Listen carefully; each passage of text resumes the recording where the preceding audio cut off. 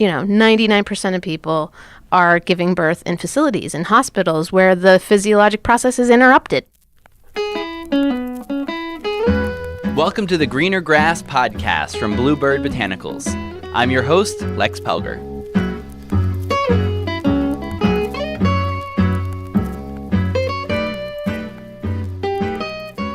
Today's interview about pregnancy is very close to my heart because my own baby Sophia was born at home exactly 8 months ago. And so now I feel lucky to be joined by two advocates for pregnancy rights who came here to Bluebird and sat down in our library to talk about their work. Indra Lusero is a lawyer, and Heather Thompson has a PhD in molecular biology. Combined, they're the powerhouse behind Elephant Circle, a birth justice organization. Indra is also a staff attorney for the National Advocates for Pregnant Women. In the episode notes, we'll have a lot of links to their work, and we also have an announcement about their upcoming event, the Message to Our Mothers Art Show, that will be opening in Denver on September 21st. For both Indra and Heather, their experience of home birth changed their lives, and as you'll hear, they took their early love of the arts and storytelling into their work as activists. This show is brought to you by Bluebird Botanicals, to spread education about cannabis and other things on the greener side of life. Bluebird CBD oil comes from farms in southern Colorado and is grown using only water, soil, and sunlight. Go to bluebirdbotanicals.com for more info. Hello, everybody. I am very pleased to be here today with Heather Thompson, who is a scientist and the deputy director for Elephant Circle, as well as Indra Lusero, who is the director for Elephant Circle and a staff attorney at National Advocates for Pregnant Women. And they are out there fighting for the rights of pregnant women. Thanks so much for joining us today. Our pleasure. Thank you for having us. Glad to be here. The first question for each of you is, what was it that you wanted to do when you were younger that eventually fed into this kind of work? Wow. That's a hard question. Well, when I was really young, I was interested in the performing arts. Maybe a little circus or vaudeville. But I think in retrospect, and I was, inspired by Jim Henson and shows like The Muppet Show that had a kind of vaudeville quality to it. And I think what I loved about that is it felt relevant. It felt important. It felt like these were the people making meaning.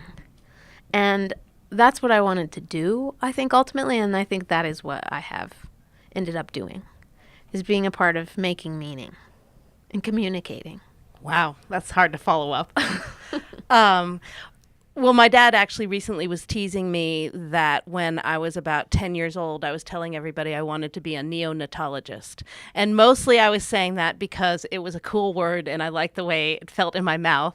But it means a doctor for small babies. And so I really did think about becoming a doctor, a medical doctor, from the time I was young. And then I got to college and they told me all the prerequisites and the courses I was going to have to take. And I wasn't going to be able to take anything more interesting than just science, math, and whatnot. And I realized at that moment that was not the journey for me, that I love science and I feel that my perspective on the world is shaped by my scientific training. But I have a deep love for the arts and for music and for the outdoors and for reading books and doing lots of other things. So I think my willingness to be a scientist wherever I am and my interest in making that relevant to all the rest of us is part of what brought me to this work. Since the arts were both so important for you, as you're going after these very professional careers in terms of the study, what was it like to also be doing the kind of arts work and things you were doing on the side? We actually talk about this a fair bit. We both feel like our arts education really informs how we work. And so for me personally, the experience of taking something from idea to fruition has been one of the things from an arts background that I use all the time. And so, for me, there never was a conflict when I was trying to do these things simultaneously. And then just things about being aware of space, being aware of sound, being aware of, literally things like how far away from a person you need to be in order to transmit a kind of energy versus, how loud your voice is at a greater distance, that's so relevant regardless of the room or the message. I did, when I was working on my master's in theater, I wanted to take courses in public affairs. And I had a professor who was like, "You can't do that. You're an actress."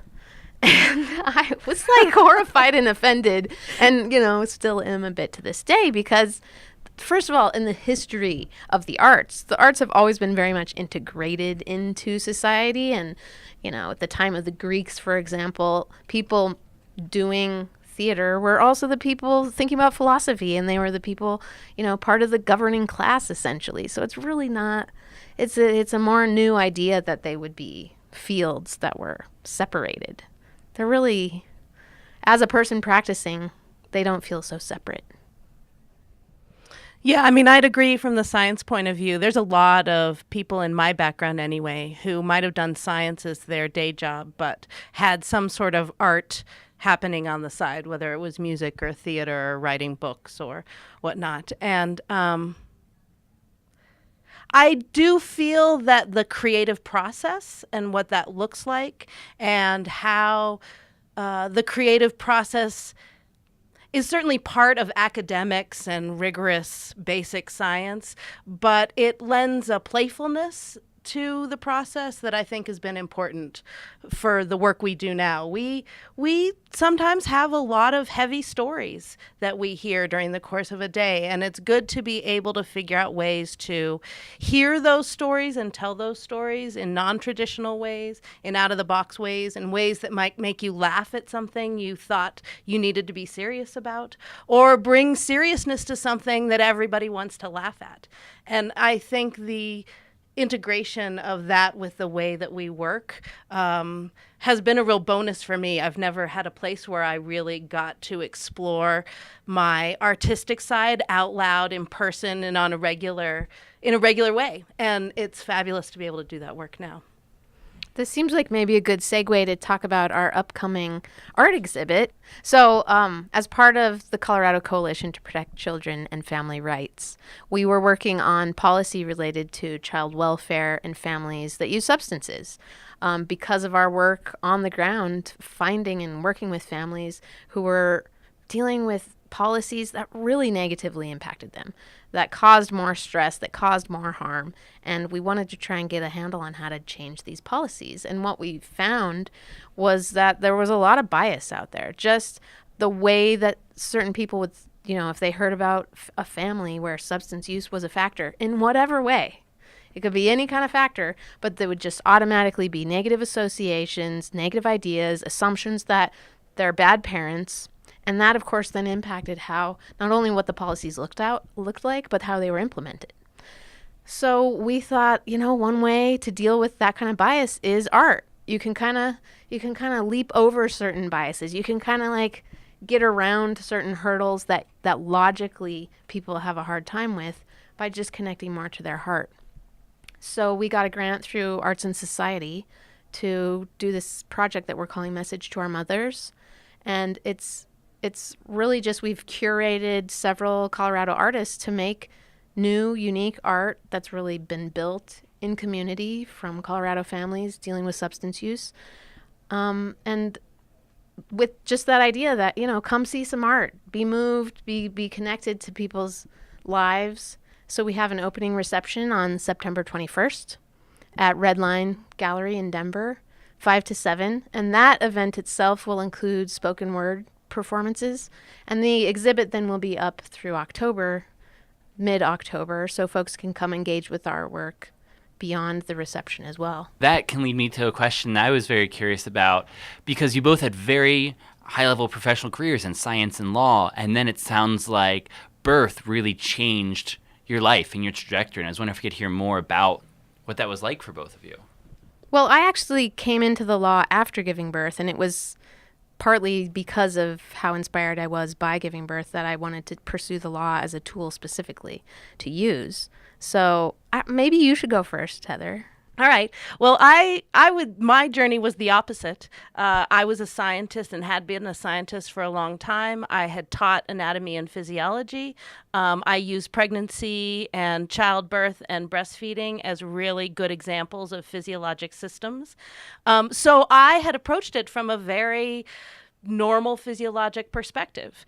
And when I got pregnant, I found that much of the medical establishment did not approach it that way. I didn't feel that comfortable at my first prenatal appointment with an OB. I didn't feel that comfortable visiting a hospital. And being a queer person, I didn't think I was going to get very much autonomy and personal, individualized attention as I navigated this experience that was going to have particular implications for me and my family. So I found a midwife and birthed at home, and it was transformative. My daughter turned 13 yesterday, and it really is crazy to have her wake up in the same house where she was born and have that be a part of her story. And it felt, for me, like I got the autonomy to birth physiologically and to experience postpartum physiologically. I had a tiny baby. She was only 5.5 pounds. And rather than people separating us and freaking out, everybody just said 2 weeks, skin to skin. You are allowed to pee and shower, and you must stay together. And that's how biology works, and that's what mammals do. And she is taller than me now and thriving at 13. So I got to have a heartfelt physiologic experience. That was my first introduction to wanting to talk to everybody about it. And then wanting to talk to everybody about it raised the cultural experience that home birth is off the beaten path. It's actually pretty hard to talk about. Most people weren't that interested in hearing about my experiences. And that really opened the door for me to start having conversations that other folks weren't having. And that's how it sort of radicalized what I was doing at the time. I think that's a good segue, because it was that heartfelt and embodied physiologic experience that really eventually led me to the law. Like I've said, I was already working at that intersection of meaning making, whether it be through art or whether it be through policy. But it wasn't until having the experience of giving birth, I also gave birth at home, that I realized that there was a need for a different kind of tool that I didn't yet have. And for me, I was reading Zapatistas while I was pregnant and thinking a lot about how the little guy can make progress and make change and have a voice, no matter how tiny, by when they have good, compelling ideas, when they're kind of on the side of truth. And what I was inspired by after giving birth was how awesome this thing was. There's this thing, this physiologic thing that happens. And yet we have a system that means most of the people in Colorado, most of the people in the United States don't have access to the kind of births that Heather and I both had. 99% of people are giving birth in facilities, in hospitals, where the physiologic process is interrupted. So here I am having this experience that is free, that you don't need anything special to get. You don't need to, challenge corporate power. It's yours already. It's in your body. And yet what's happening? Why is it that 99% of the people aren't getting this thing, this physiologic thing?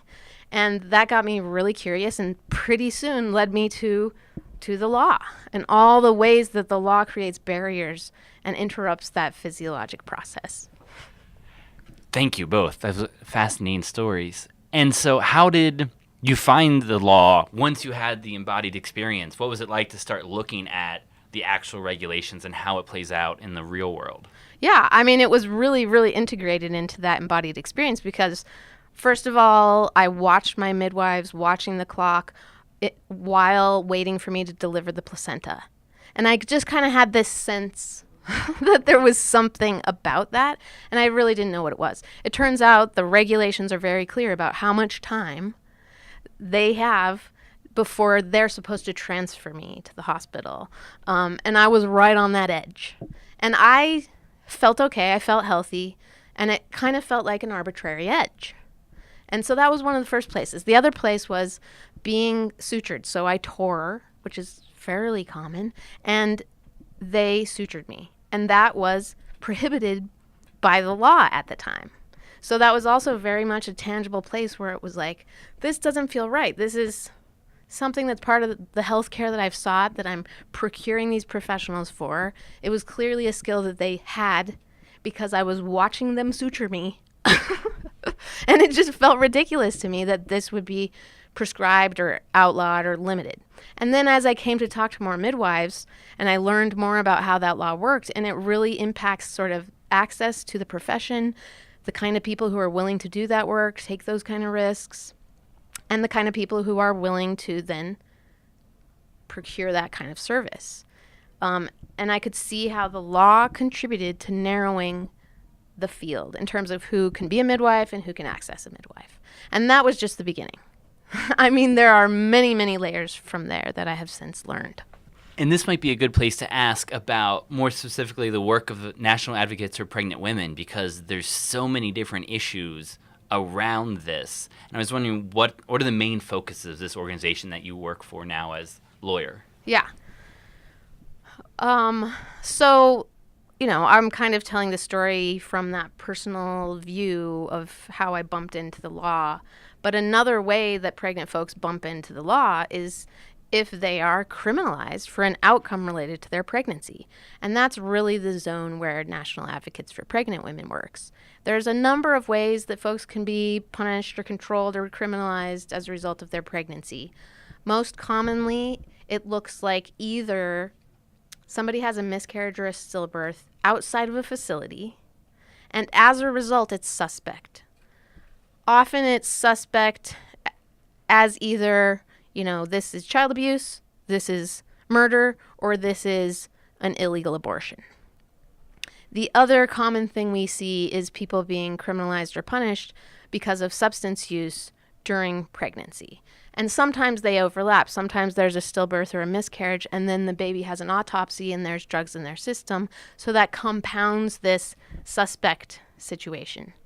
And as much as folks are uncomfortable with the reality is that there are vulnerable postpartum people who are put in jail for the outcome of their pregnancy. They are criminalized. And sometimes it's even, there was a big case that we worked on of a woman who tried to commit suicide while she was pregnant. She wasn't interested, she wasn't thinking about terminating the pregnancy, but she was in distress, tried to commit suicide, and then she was criminally charged with homicide for the baby.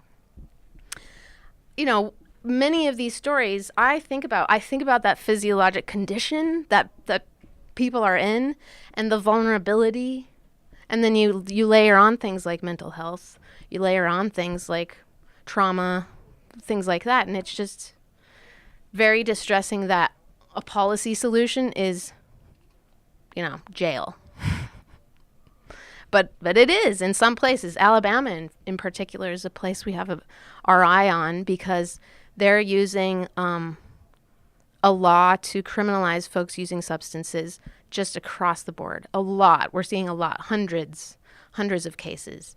And NAPW has tracked how many of these kinds of cases have taken place from 1970s until today.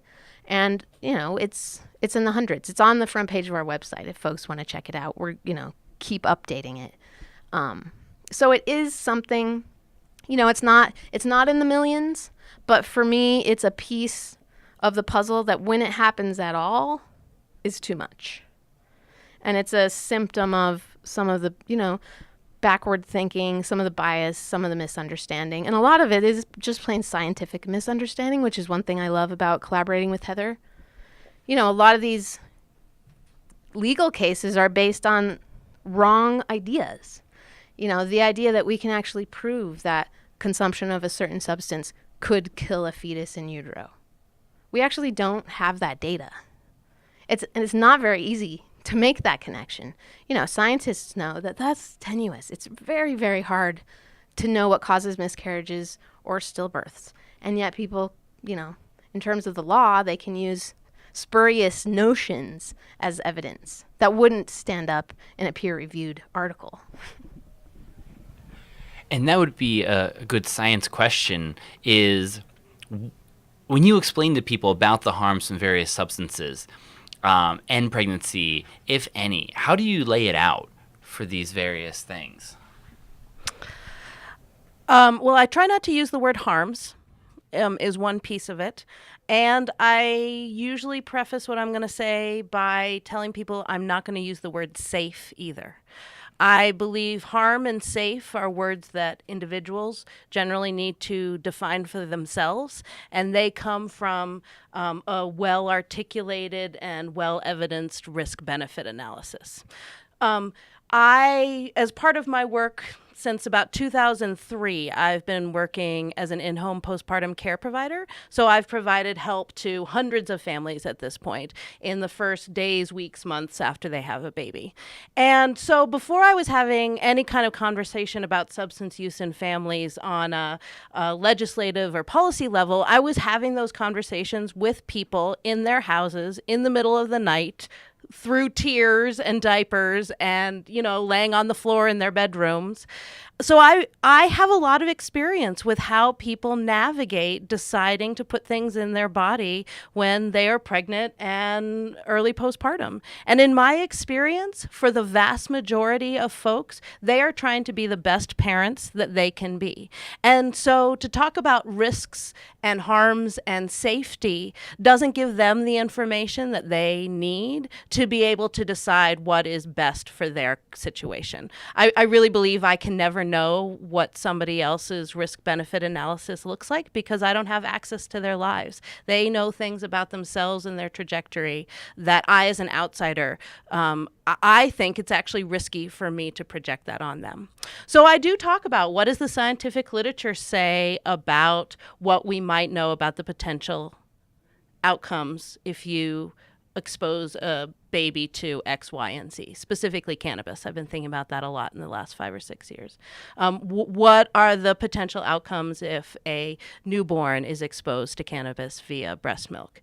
And why is that substance being used in the first place? What is the perceived benefit to the parent for that?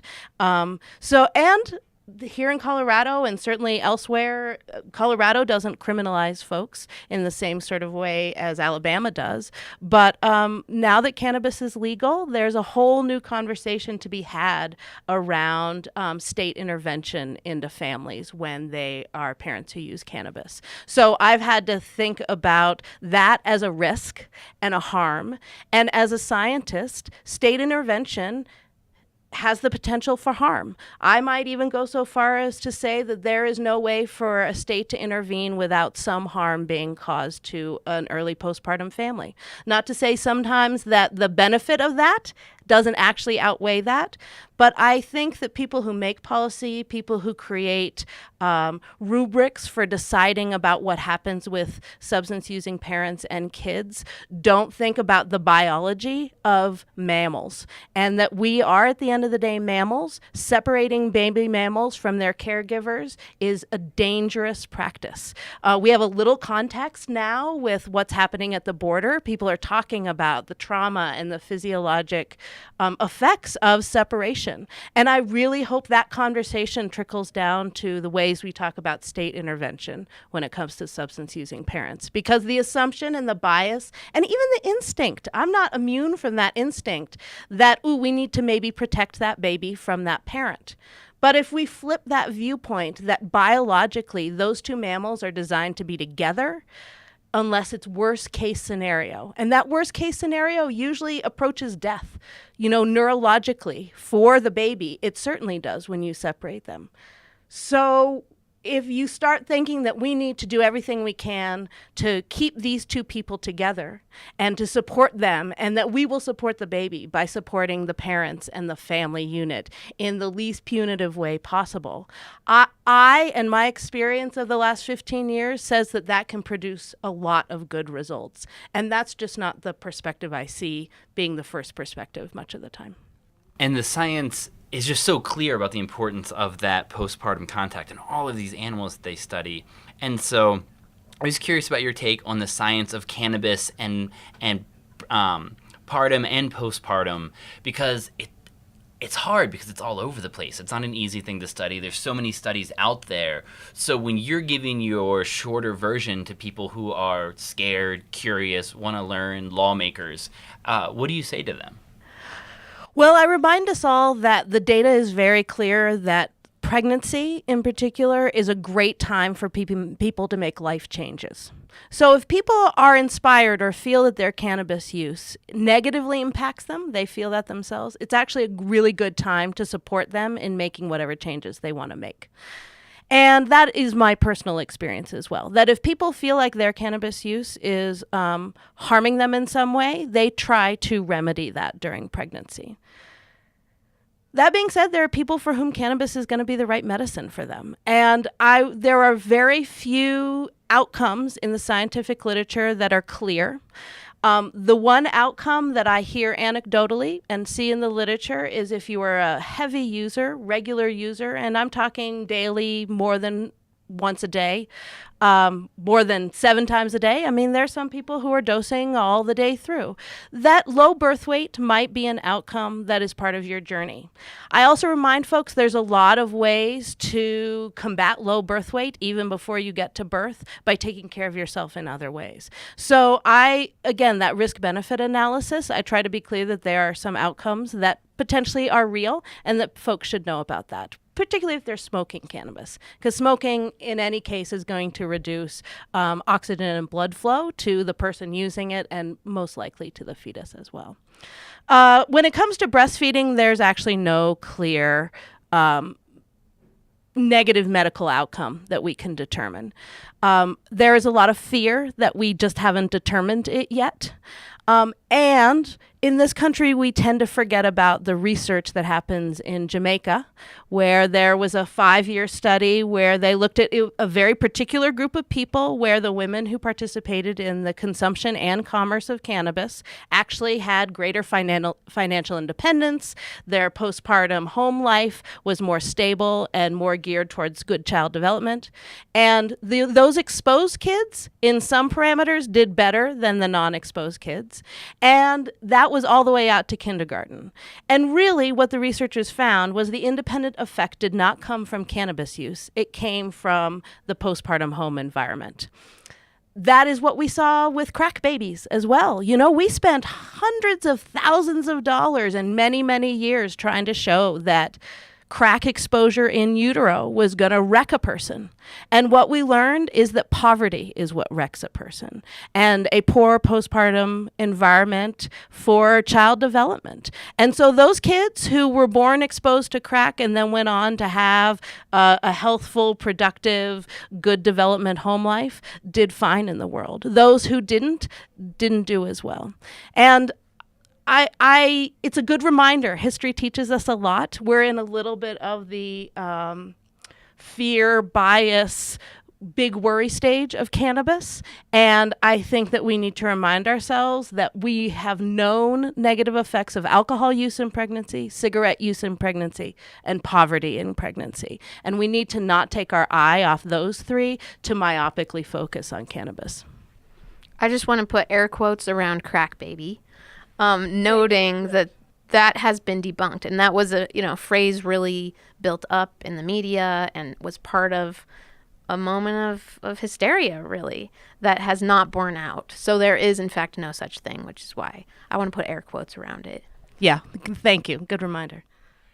And it actually speaks to something that you were saying before we went on air about science and the agendas that can happen with science, because the rumor is that for Melanie Dreyer, who did the study in Jamaica, NIDA had given her a 10-year plan, but then after a 5-year report, they yanked the funding because it was showing too much positive for cannabis use, and that's how things go. And I believe the initial researcher on the crack baby phenomenon, she later did more research and said that the media took this way farther than where her data was actually showing. Yeah, the researcher, Dr. Hellam, I think is her name, she actually came out and pretty forcefully said we spent a lot of money studying poverty, not marijuana. And the person who coined the phrase crack baby, Dr. Chasnoff, did so intentionally, did so with a very racist perspective coming behind that, and created a term that could be used by the media to draw negative attention to this problem. And he has kind of said, yeah, that might not have been a great idea, and ooh, whoops, I underestimated or overestimated my data. It was more of a whoopsie. He's never apologized for that. My concern is he's at it again with cannabis. He is out there trying to frame words around babies exposed to cannabis, substance-exposed newborns. He's a big fan of that term right now. And I worry that we're not learning from history again. This guy already has shown us that he wants to shine a really negative light on these babies exposed to things in utero. And I hope that the language doesn't take off this time around in the way it has. And I have heard a lot of very punitive comments made by people with a lot of power around parents who use cannabis during pregnancy and breastfeeding, and I worry about that. Maybe we can circle back to the research agenda stuff, because I think there's more we could talk about that we've seen about how even grants are being, sold and who then, applies for them. But I just wanted to note that even framing it and the use of the language of crack baby and the sort of ethic and the idea of there could be fetuses that need to be rescued, there could be, brand new born babies that need to be rescued from their parents is really also part of an agenda from anti-abortion activists who have tried to sort of develop this notion of a fetus that is separate from the woman who's carrying that fetus. And as there, several harms have flowed from that idea, one of them being the way that drug policy has then been used to sort of capitalize on that separation, and then the other being child welfare policies that are capitalizing on that, and many other legal problems flowing from that idea of the fetus being separate. I'm working on a case in New York where a woman was forced to have a C-section, and that case is really based on the idea of the doctors thinking we have to rescue the fetus from the mom who's making a bad medical decision for the fetus by refusing a C-section. They literally say in their recent filing that no reasonable woman would refuse a C-section. And they're really, really going after this idea that reasonableness is save the fetus, sacrifice the mom. That's what's reasonable. And it's also, if we don't have policies, if we don't allow doctors to override the decision making of women, then we're going to be sacrificing fetuses. It's going to be bad for fetuses. So those are some of the concepts that flow even from this language of crack babies, this idea that there might be, a desperate, horrible harm that comes from prenatal exposure. Again, the kind of harm that is being articulated is not there. As the layperson learning about the science, just does not add up. It is not there for any of the substances, any illicit drugs, any legal drugs. It's not there. I think part of what makes all this so interesting to Indra and I specifically is that we do come from birth backgrounds. We didn't come from child welfare or policymaking backgrounds per se.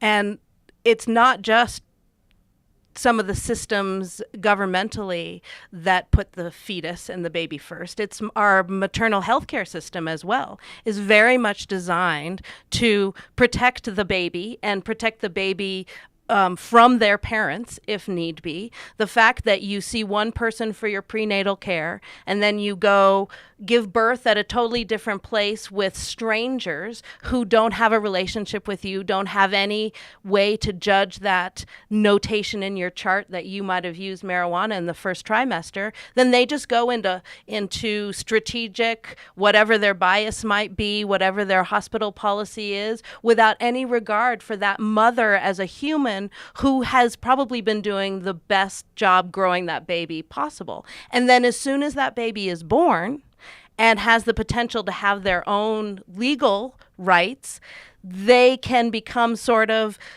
medically removed from their mother in order to make sure that the baby is okay.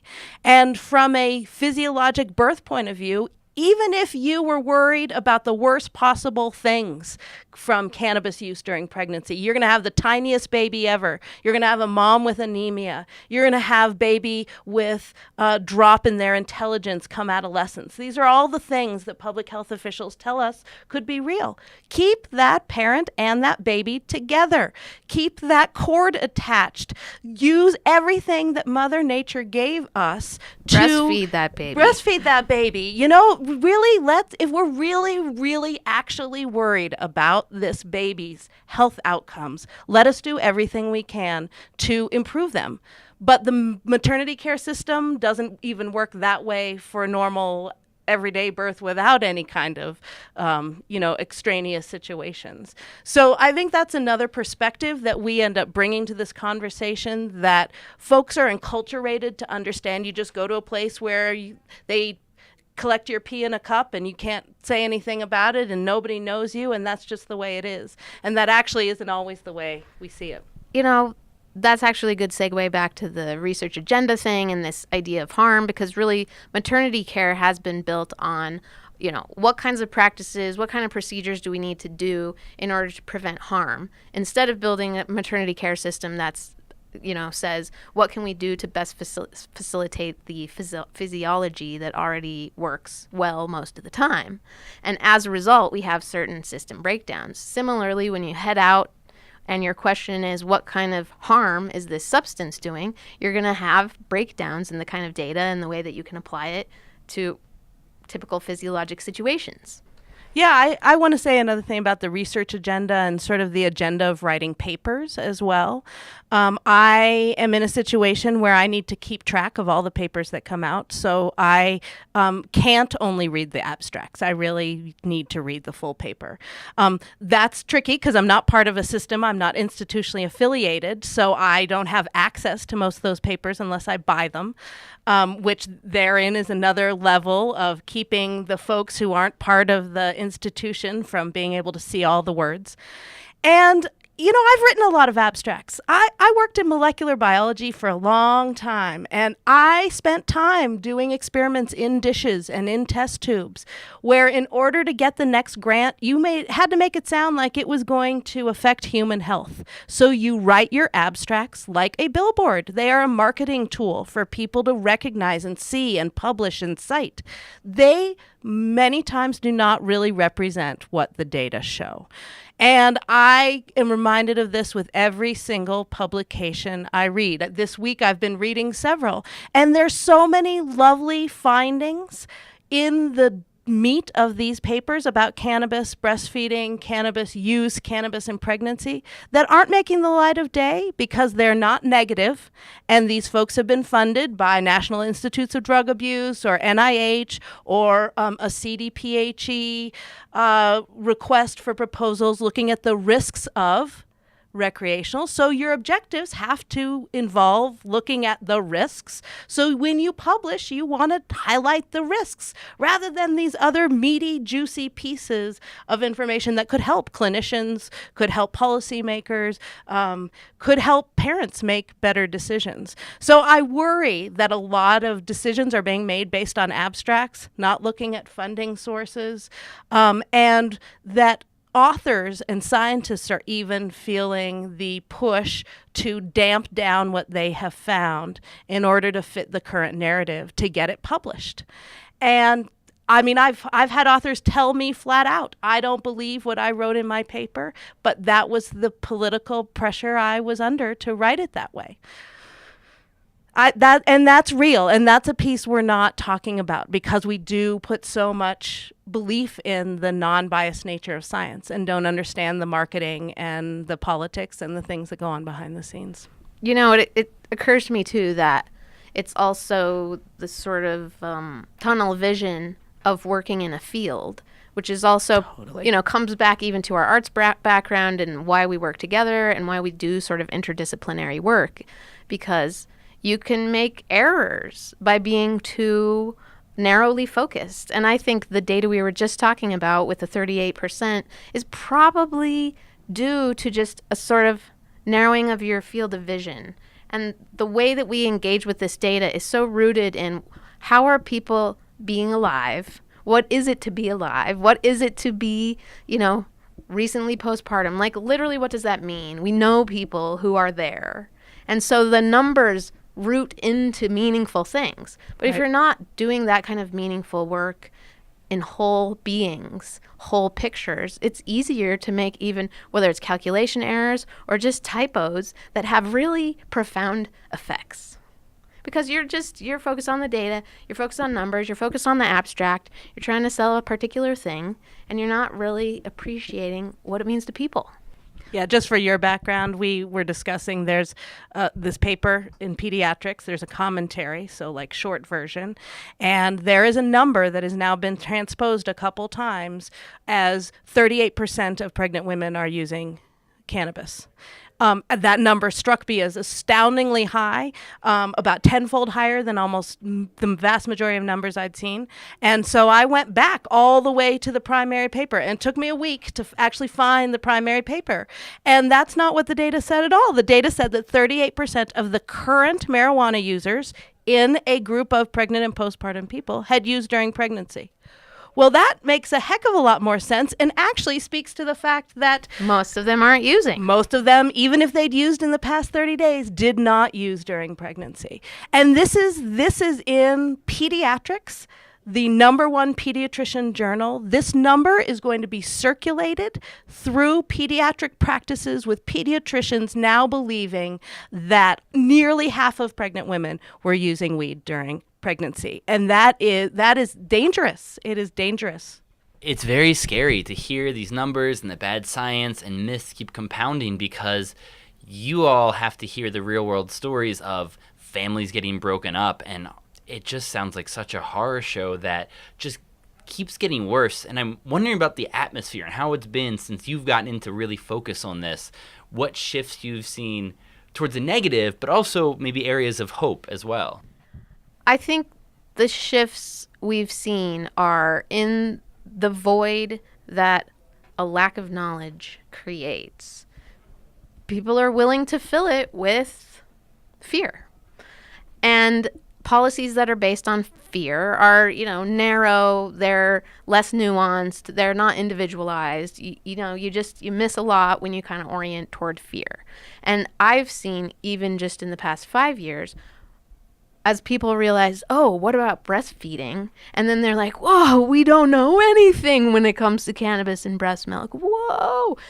Boom. Way more fear than there had been. Way more fear. And we're hearing that from people across the state, that since recreational legalization, there's been an increased concern and worry about cannabis related to breastfeeding or pregnancy or anything. A lot of times prior to that, it was kind of like, well, we can live with that. And now people can no longer live with that because there's this sort of magnifying glass on the lack of knowledge. Oh my gosh, we actually don't know. When in reality, and this is one of the things that just gets me about this issue, is there's actually a lot we don't know in general. There's in particular a lot we don't know when it comes to substances and pregnancy or breastfeeding. Since there was that terrible time of birth defects resulting from a drug that was given to pregnant folks to deal with morning sickness, there's been a dearth of studies of substances, even prescription drugs, specifically on pregnant folks. So most over-the-counter medications, most prescription drugs that are given to pregnant folks are actually not studied in terms of their effect on pregnant folks, much less fetuses. We literally don't know. But the way that not knowing that is treated differently from not knowing about cannabis really gets me. Because it's like, it just exposes the bias. To me, it just makes it obvious that we're treating similar lack of knowledge differently. It's not, and that's where the lawyer mind comes in. That's not just, that's not fair. That's not right. the science can be so hard because everyone can always find contradictions in it. And so can you tell me about Elephant Circle and how you came together to use that platform to share stories and get the message out there? Yes, but I also first want to note, one of the things that I love about working in this field is that so much of the science lines up. There's so little confusion. There's so little deviation. I mean, it's just vastly agreed, and the data is so strong that breastfeeding is good for all these reasons. There's not a lot of places where you can look and dig and find, well, actually, maybe it's not so good, or maybe this harm results. It's just incredible. And that, again, as the lawyer mind, the evidence is extremely strong to make an argument, to make a persuasive case. There's not a lot of, this is not one of those cases where you're like, well, we're going to make the best argument we can. It's a tricky case. It's not that kind of case on a lot of these issues. But back to Elephant Circle. It's worth talking about how it was founded, I think.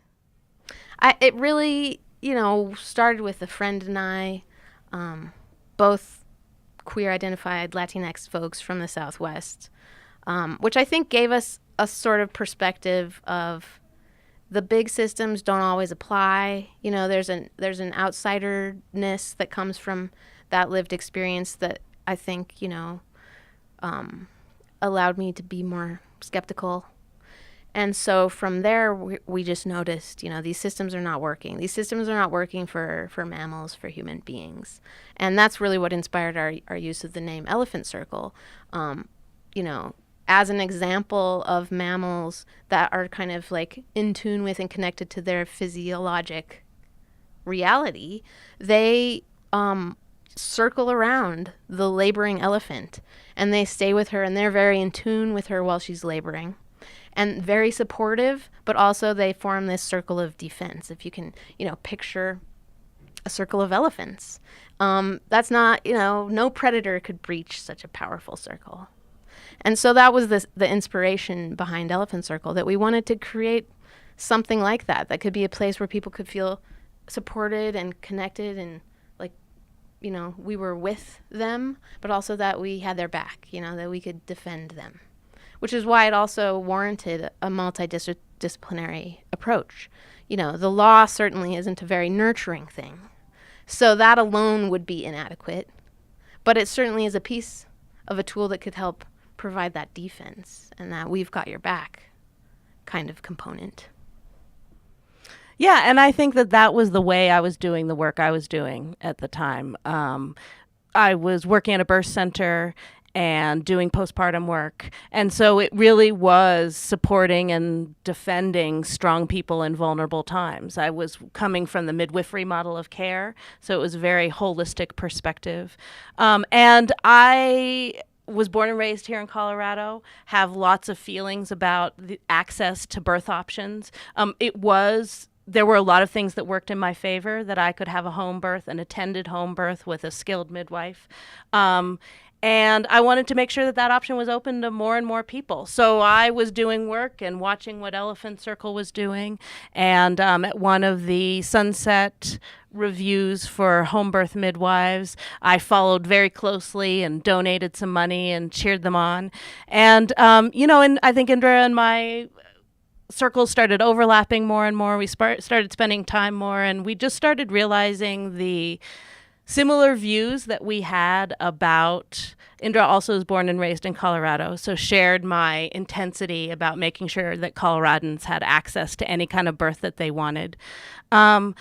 I think both having been queer, our adult lives, we have a different perspective on how things work, and a little off-center, perhaps. And I think that the overlaps that we shared and the complementary legal science piece, and the fact that we both really like to nerd out on like regulations and policies and details and bullet pointed lists and like the little parts of what actually makes the big thing run. Both of us had come to a place of realizing that it's not just laws, it's not just policies, it's regulations, it's these details that you don't think about that really drive how things function in real life. And so we shared the nerd part of that.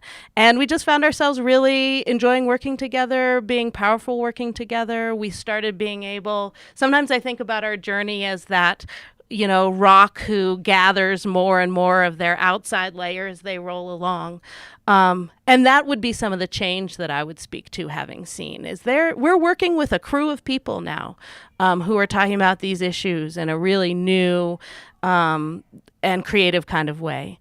And that's been one of the real benefits, I think, of getting a little more traction on this. And so what's the future looking like for Elephant Circle? What's coming up that's exciting?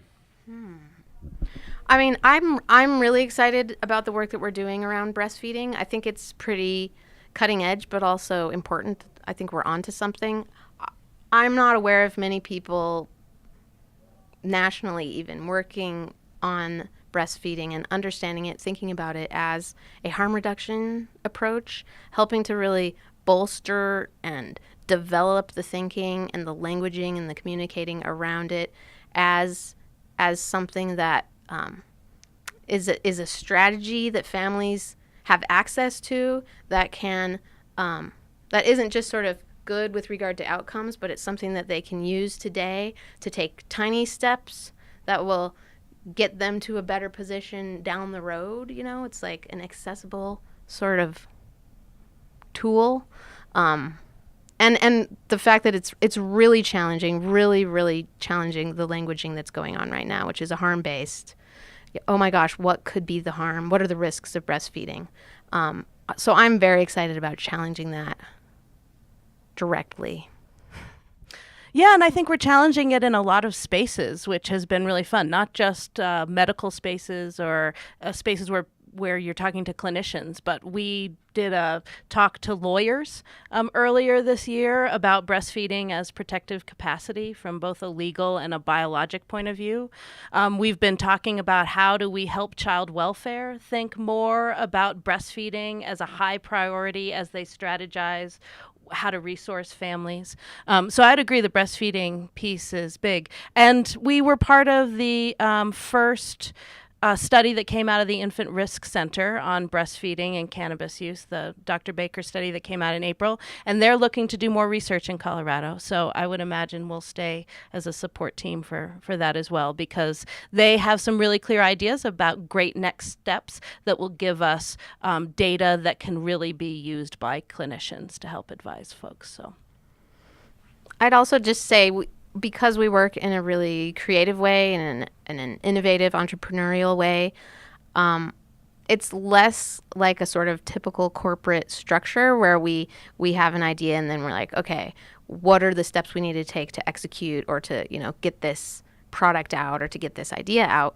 We are much more in a learning posture with regard to the work, that our course is charted by what we learn while we're doing the work. So sometimes it can be hard to articulate what we think we're going to be doing, in the future, because we're trying to really be attentive to what we're learning today and what needs to be done. I think it allows us to be responsive in a way that bigger organizations or other organizations aren't able to be. And that's a value that we hold. We want to continue to be responsive, and we want to continue to be learning as we go. Yeah, I think that's really important. I mean, we sometimes use the word innovation to describe the way we work, and that's a buzzword now. But I think somebody recently asked me how we got into doing substance use work at Elephant Circle. And I was sort of talking about the actual, this happened and that happened, and then we found ourselves here. And finally she said at the end, so really Elephant Circle is as much about the way you do your work, and you will do the way you do your work with the issues that come up, then choosing the issues and attacking them that way. And that resonated very much with me. It is sort of hard from a grant point of view or a funding point of view to say what we're going to be doing in 2 years, because we can have a vague vision of it, but we really do try to respond to the things that come up. We had 2 cases. People called us out of the blue this week that required a lot of attention, are re-gearing some of our priorities so that we can use these cases to lift up these issues, because really we're interested in defending and protecting strong people in vulnerable times at the end of the day. So whatever happens, you'll be doing the good work. And this is a great spot for your donation dollars, Elephant Circle. And so the one last question I want to end on for you to nerd out on is, if we got you in charge of the regulations around all of these issues, and maybe something for your fellow activists, what do you think are the most important lines in the sand that you really want to focus on in terms of the greatest good around pregnancy and substance use and everything you do in your work? Number one is thinking about the system as a physiologic dyad, that these beings, these mammals, these humans do best when they're thought of together as a whole. That's a really important one, and it's hard. It's kind of countercultural. It's not where it's not very American in a way. It's counter to the idea of individualism. But that would be if we could make a difference, if folks could join us on rethinking a lot of these policies with regard to mammalian dyads, that would be one of the big ones. Yeah, I would agree. And since you threw out a science one, I'll throw out a legal one. Yes. One of the lines in the sand that just inflames the bias, and in my view, having asked many, many times how this law is useful, I still don't really understand how it's needed, is the part of the Children's Code that makes a baby who tests positive for exposure to Schedule 1 or a Schedule 2 substance that's not prescribed an automatic finding of child abuse and neglect. That is a law there are very few states that have that law written that way. Colorado is unique rather than following what other folks are doing. And I know sometimes we like to be unique in Colorado, but this is a moment in which bias just got put into law. There's no scientific evidence to show that is a reasonable legal perspective. Doctors, if they're worried about clients and babies, have plenty of room to make good decisions for those clients and babies. And it just is a place where people keep getting stuck. Legislators get stuck, lawyers get stuck, policymakers, healthcare providers, IBCLCs, they feel worried about their legal responsibility to reporting child abuse and neglect, and having a law that says if this pee in a cup tests positive, that is an automatic finding of child abuse and neglect. So that would be one thing that if we did not have that law, it would allow for a lot more nuance. And really maybe building on that is just rethinking our cultural ideas of what do we do with problems. I mean, we've got, over-criminalization, increasing populations in jails, and I think the child welfare system is really taking on some of that sort of punitive approach to what we do with problems. And I would really just challenge folks, just watch yourself, in your own life. Note those times where you feel like a harm took place and you're like, I can't believe that person's on the street, or why don't they lock them up, or that, like this idea that we have to remove people. We have to take them out of society if they, are antisocial in some way. And, certainly there are places and ways that people are not coinciding well with society. But the solution isn't necessarily to put them in jail.